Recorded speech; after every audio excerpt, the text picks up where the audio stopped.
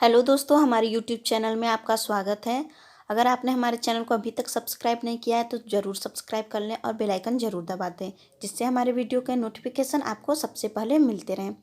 तो दोस्तों, जैसा कि हम आपके लिए डेली क्वेश्चन लेकर आ रहे हैं, आज हम फिर क्वेश्चन लेकर आए हैं जो आपकी एग्ज़ाम में बहुत हेल्पफुल रहेंगे। तो इसमें हम सबसे पहला क्वेश्चन देख लेते हैं। माला एन में लेवोनार्जेस्ट्राल की मात्रा कितनी होती है? सभी को पता होगा कि माला एन जो होता है उसमें लेवोनार्जेस्ट्राल मिक्स होता है, तो उसकी मात्रा कितनी होती है, कितने mg लेवोनार्जेस्ट्राल की मात्रा होती है? तो ऑप्शन देख लेते हैं। 0.10 mg, 0.15 mg, 0.20 mg, 0.25 mg। तो इसका राइट आंसर होगा ऑप्शन नंबर बी, 0.15 mg। जो मालायन होता है उसमें लेवोनार्जेस्ट्राल 0.15 mg मिला होता है। दोस्तों, आप सभी क्वेश्चन का आंसर गेस करके कमेंट में बताते रहिए। अगर आपको जल्दी ही आंसर पता चल जा रहा है तो वीडियो को पॉज करके तब आंसर को बताइए, तब आगे देखिए। तो हम नेक्स्ट क्वेश्चन देख लेते हैं। ओवुलेशन में सहायक हार्मोन, ओवुलेशन यानी कि अंडोत्सर्ग में सहायक हार्मोन कौन सा है? ऑप्शन है LH यानी कि ल्यूटिनाइजिंग हार्मोन, FSH यानी कि फॉलिकल स्टिमुलेटिंग हार्मोन, HCG यानी कि ह्यूमन कोरियोनिक गोनाडोट्रोपिन हार्मोन, और ऑप्शन नंबर डी है प्रोजेस्टेरॉन। तो इसका राइट आंसर हो जाएगा option number A, LH luteinizing hormone. Luteinizing hormone जो होता है वो ओवुलेशन में हेल्पफुल होता है, इसलिए इसका answer option number A, LH सही हो जाएगा। दोस्तों, हम आपके लिए सभी इंपॉर्टेंट क्वेश्चन लाए हैं, तो आप ध्यान से देखते चलिए सभी क्वेश्चन को। वीडियो को लास्ट तक जरूर देखें, वीडियो को लाइक करना ना भूलिए। अभी तुरंत अपने दोस्तों को शेयर जरूर कर दीजिए। नेक्स्ट क्वेश्चन देख लेते हैं। फीमर और पेल्विक बोन को जोड़ने वाले स्थान को क्या कहा जाता है? फीमर और पेल्विक बोन को जोड़ने वाले स्थान को क्या कहा जाता है? तो ऑप्शन देख लेते हैं। कैविटी, एसिटाबुलम, क्रेनियम, पटेला। तो जैसे कि ये यहाँ पे ऐसे पेल्विक बोन हो गया और यहाँ से इस तरीके से दोनों साइड फीमर जुड़ी होती है, तो इस वाले स्थान को क्या कहा जाता है? इस वाले स्थान को क्या कहा जाता है? ये क्वेश्चन यही पूछ रहा है कि इस वाले स्थान को क्या कहा जाता है। तो इस वाले स्थान को एसिटाबुलम कहा जाता है। ऑप्शन है ना एसिटाबुलम, तो ऑप्शन नंबर बी सही हो जाएगा, एसिटाबुलम। नेक्स्ट क्वेश्चन है।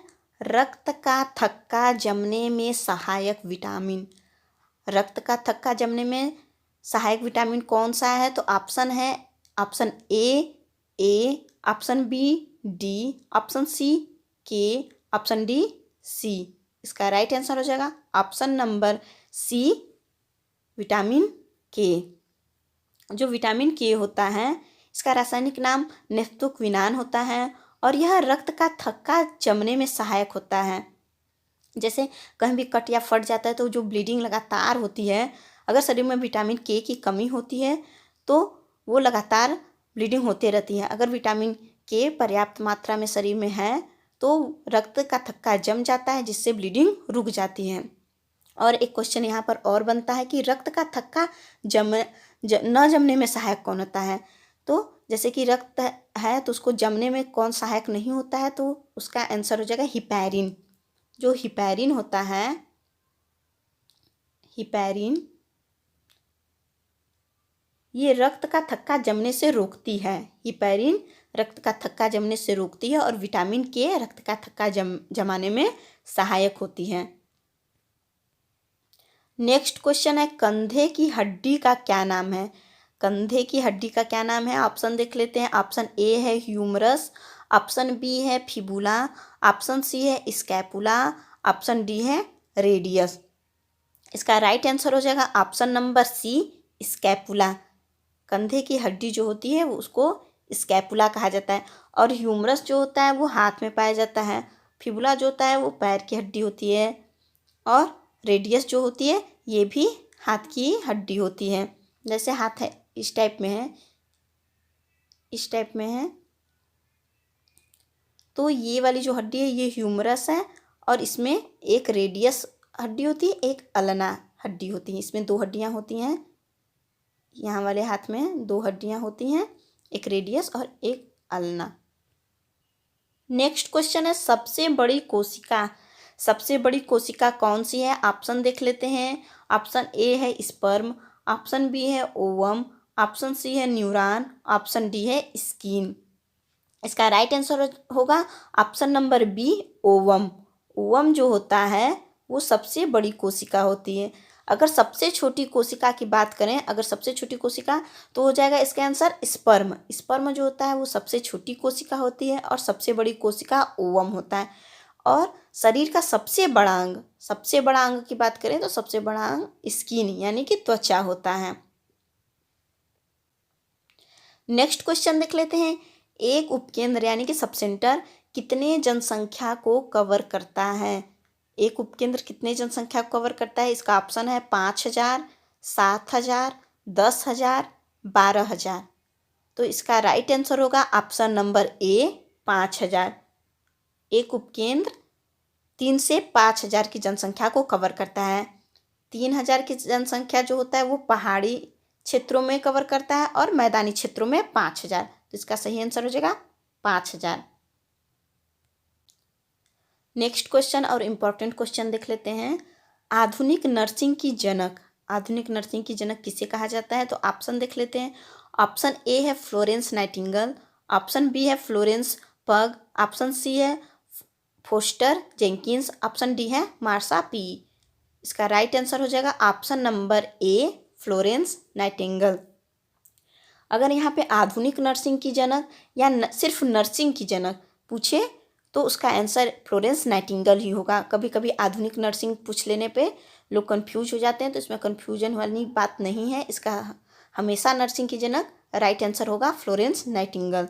और इनका जन्म हुआ था 12 मई को, इसलिए नर्सिंग दिवस जो होता है, वर्ल्ड नर्सेज डे जो मनाया जाता है वो 12 मई को ही मनाया जाता है। याद रखिएगा, ये क्वेश्चन पूछ सकता है कि वर्ल्ड नर्सेज डे कब मनाया जाता है, तो 12 मई को मनाया जाता है। नेक्स्ट क्वेश्चन है गर्भावस्था में कम से कम कितनी जांचें अनिवार्य हैं? गर्भावस्था यानी प्रेगनेंसी के दौरान महिला को कितनी जांचें कराना अनिवार्य है? ऑप्शन है 2, 3, 4, 5। इसका राइट आंसर हो जाएगा ऑप्शन नंबर बी, 3। गर्भावस्था में कम से कम 3 जांचें अनिवार्य हैं। और सामान्यतः कितनी जांचें कराई जाती हैं? तो वो 4 जांचें करवानी चाहिए। और कम से कम की बात करें तो अनिवार्य कितनी होती है?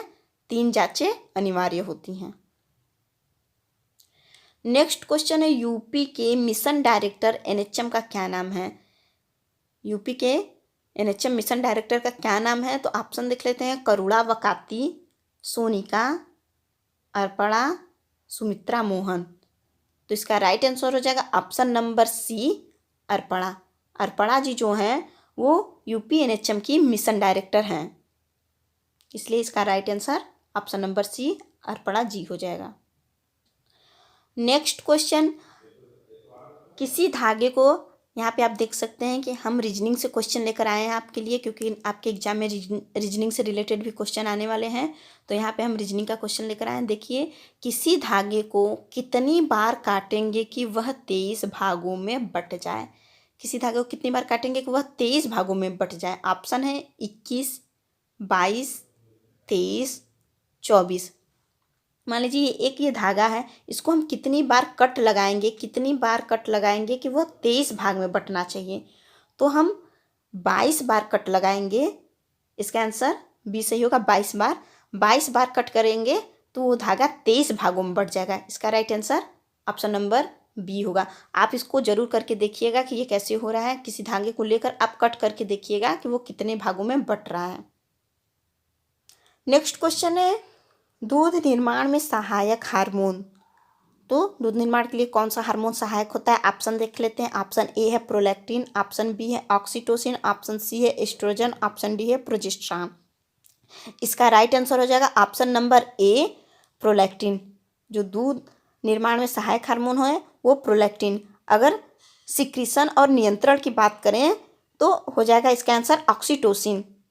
ये एग्जाम में क्वेश्चन दे सकता है कि कौन सा नियंत्रण करता है और कौन सा सहायक हार्मोन होता है। तो आपको ये दोनों आंसर याद होना चाहिए कि प्रोलैक्टिन जो होता है वो निर्माण करता है और सिक्रीशन यानी कि स्राव के लिए सहायक है ऑक्सीटोसिन, और ये नियंत्रण का भी कार्य करता है। नेक्स्ट क्वेश्चन है मेंस्ट्रुअल साइकिल में सेक्रेटरी फेज कितने दिनों का होता है। तो सेक्रेटरी फेज जो होता है वो कितने दिनों का होता है। ऑप्शन देख लेते हैं 12, 13, 14, 15। इसका राइट आंसर हो जाएगा ऑप्शन नंबर सी 14। जो सेक्रेटरी फेज होता है वो 14 दिन का होता है। नेक्स्ट क्वेश्चन फिर रीजनिंग से है, आप देख लीजिए। किसी कक्षा में 28 बच्चे हैं जिसमें राम का रोल नंबर आगे से 16 है और श्याम का पीछे से 10 हो, तो राम और श्याम में कितने रोल नंबर का अंतर है। तो क्वेश्चन ध्यान से पढ़िए आगे कि किसी कक्षा में 28 बच्चे हैं। तो सबसे पहले हमें 28 बच्चे ऐसे करके देख लेंगे 28 नंबर तक।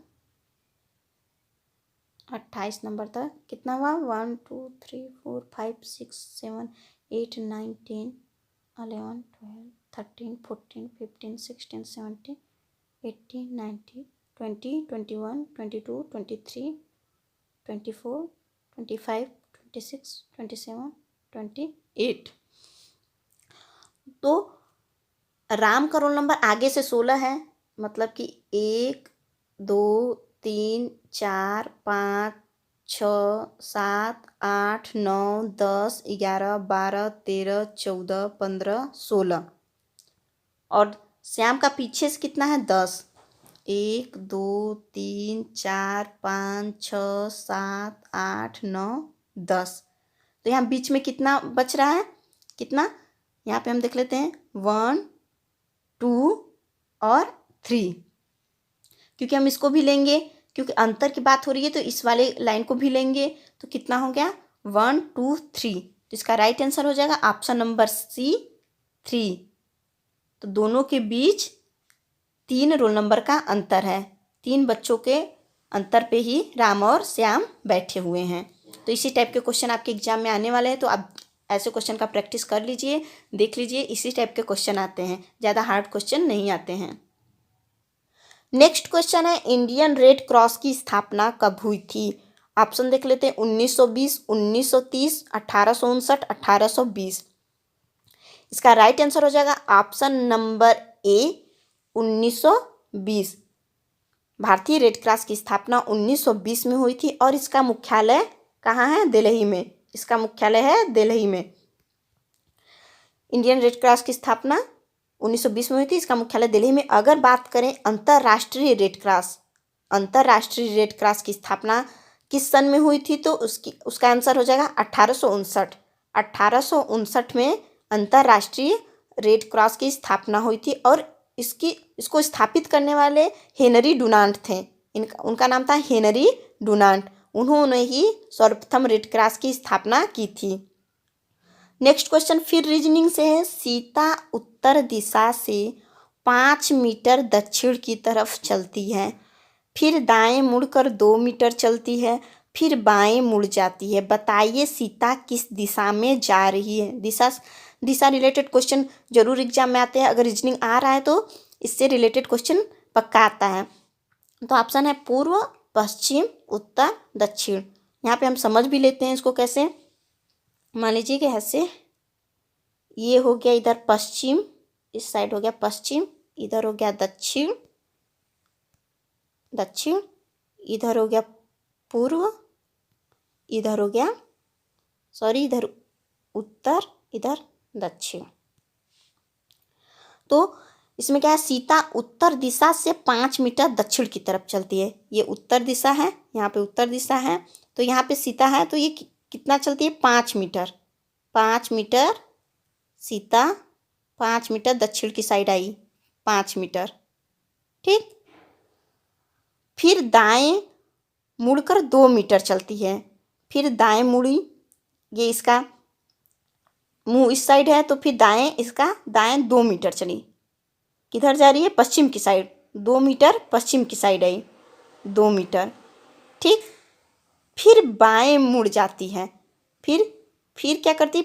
फिर बाएं मुड़ जाती है। फिर बाएं मुड़ती है तो सीता किस दिशा में जा रही है? तो ये आप दिशा देख सकते हैं, दक्षिण दिशा। ये दक्षिण दिशा ही है। दक्षिण की दिशा में फिर यहाँ पे आप देखिए कि सबसे पहले उत्तर से दक्षिण की तरफ 5 मीटर चलती है, फिर दाएं मुड़कर 2 मीटर चलती है, फिर दाएं जब मुड़ती है तो 2 मीटर गई, फिर बाएं मुड़ जाती है। यहाँ पे देखिए बाएं मुड़ी है तो फिर किस साइड है? यहाँ पे आप देख सकते हैं दक्षिण की साइड। वो जो जा रही है सीता, वो दक्षिण की साइड जा रही है, तो इसलिए इसका राइट आंसर हो जाएगा ऑप्शन नंबर डी, दक्षिण। दक्षिण दिशा में सीता जा रही है। ऐसे क्वेश्चन हमेशा आते हैं, आप ऐसे ही बना कर देख लीजिएगा, आप सही उत्तर करके आ सकते हैं। नेक्स्ट क्वेश्चन है, प्रसव के दौरान शिशु के सिर के आकार में परिवर्तन को कहते हैं। ऑप्शन देख लेते हैं। ऑप्शन ए है क्राउनिंग, ऑप्शन बी है मोल्डिंग, ऑप्शन सी है सूचरिंग, ऑप्शन डी है एक्सटेंशन। इसका राइट आंसर हो जाएगा option number B, moulding. Labour के दौरान शिशु के सिर में जो परिवर्तन आता है, उसके सिर के आकार में जो परिवर्तन होता है डिलीवरी के टाइम, उसे ही मोल्डिंग कहा जाता है। याद रखिएगा, इंपॉर्टेंट क्वेश्चन है कि मोल्डिंग किसे कहते हैं। प्रसव के दौरान शिशु के सिर के आकार में परिवर्तन को मोल्डिंग कहा जाता है। नेक्स्ट क्वेश्चन है, जाइगोट होता है। जाइगोट कितनी कोशिका से मिलकर बना होता है? तो ऑप्शन देख लेते हैं। एक कोशिकी, द्विकोशिकी, त्रिकोशिकी, पंचकोशिकीय। इसका राइट आंसर हो जाएगा ऑप्शन नंबर बी, द्विकोशिकी। जो जाइगोट होता है वो द्विकोशिकी होता है। और अगर मोरूला की बात करें, जो मोरूला होता है, मोरूला, यह 16 कोशिकी होता है, क्योंकि यह 16 कोशिका से मिलकर बना होता है। ये भी क्वेश्चन पूछ सकता है कि मोरूला कितने कोशिका से मिलकर बना होता है, तो मोरूला 16 कोशिका से मिलकर बना होता है। जाइगोट 2 कोशिका से मिलकर बना होता है। जाइगोट किसे कहते हैं ये भी जान लेते हैं। जब फर्टिलाइजेशन के बाद जो सर्वप्रथम कोशिका का निर्माण होता है वही जाइगोट कहलाता है, इसलिए इसे द्विकोशिकी कहते हैं, क्योंकि यह स्पर्म और ओवा के संयोजन से बना होता है, इसलिए इसे द्विकोशिकी कोशिका कहा जाता है। नेक्स्ट क्वेश्चन है, फर्टिलाइजेशन यानी कि निषेचन के बाद इम्प्लांटेशन की क्रिया कब शुरू होती है? फर्टिलाइजेशन के बाद इम्प्लांटेशन की क्रिया कब शुरू होती है? ऑप्शन देख लेते हैं। ऑप्शन ए है 3 दिन, ऑप्शन बी है 4 दिन, ऑप्शन सी है 5 दिन, ऑप्शन डी है 6 दिन। इसका राइट आंसर हो जाएगा ऑप्शन नंबर डी, 6 दिन।